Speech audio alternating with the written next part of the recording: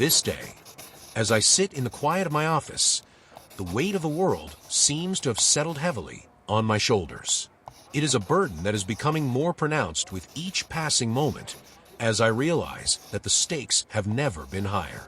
The Cold War, with all its complexities and dangers, is no longer a distant threat.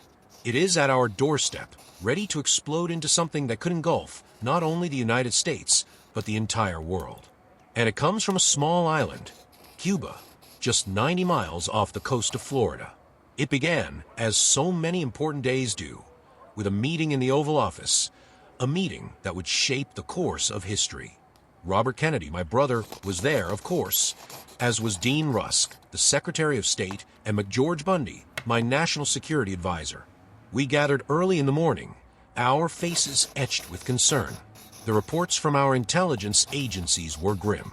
The Soviets were moving swiftly to strengthen their influence in Cuba, and there were unmistakable signs that they had begun deploying nuclear missiles. The gravity of this situation hit me like a thunderclap. McGeorge Bundy, ever the calm strategist, laid out the facts with his usual precision. "Mr. President, we are on the verge of a significant escalation in Cuba," he said, his voice steady but with a hint of urgency. He paused for a moment, allowing the implications to settle. If the Soviets have missiles in Cuba, they could target the United States in a matter of minutes. This isn't just an issue of diplomacy anymore. It's a matter of national survival. Robert, sitting across from me, leaned forward, his face drawn tight with worry.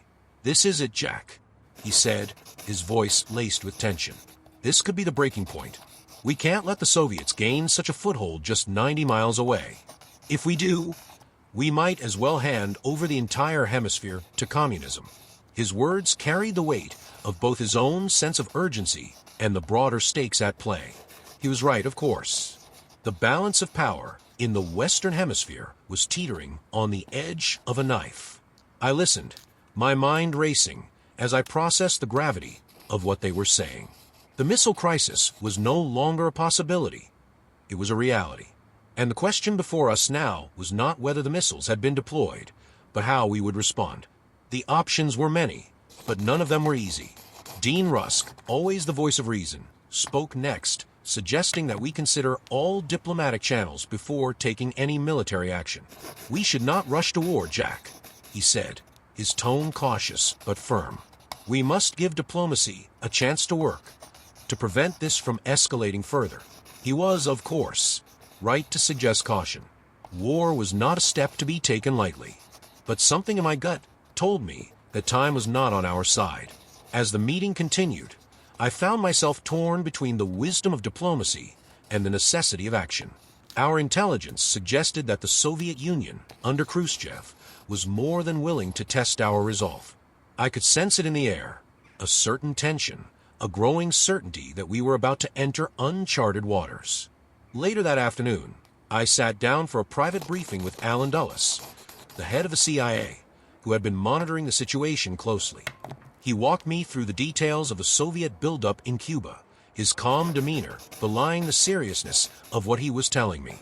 "Mr. President, we verified through our sources that the Soviets are indeed placing offensive missiles on the island," Dulles said, his voice steady but with an unmistakable undercurrent of concern. "This is no longer just a matter of ideology, Jack. It's about survival." I felt a cold shiver run through me as Dulles' words sank in. This wasn't just a threat to our national security. It was a direct challenge to the very principles that the United States stood for. If we allowed the Soviets to gain such a foothold so close to our borders, it would send a signal to the world that we were weak, unwilling to defend our own. "Are we certain?" I asked, my voice low, almost to myself. Dulles nodded solemnly. "Yes, Mr. President. The evidence is conclusive." As I sat there, listening to Dulles, the weight of the decision I would soon have to make loomed large. There was no easy answer, no clear path forward. What would be the cost of action? What would be the cost of inaction? In the end, it seemed that I would be forced to choose between two equally disastrous outcomes. I took a moment to collect myself. This wasn't just a question of strategy. It was a question of character. The world was watching. How would we, as a nation, respond to this threat.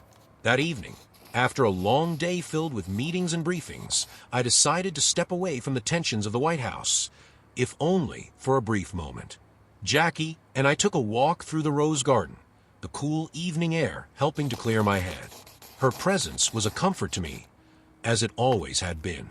She must have sensed my unease, for she asked softly, "Jack, what are you thinking?" I hesitated for a moment, searching for the right words. "I'm thinking about the world we're leaving for our children," I said quietly. "I'm thinking about the choices we have to make and the consequences they'll carry. This isn't just about Cuba, Jackie. This is about everything we stand for.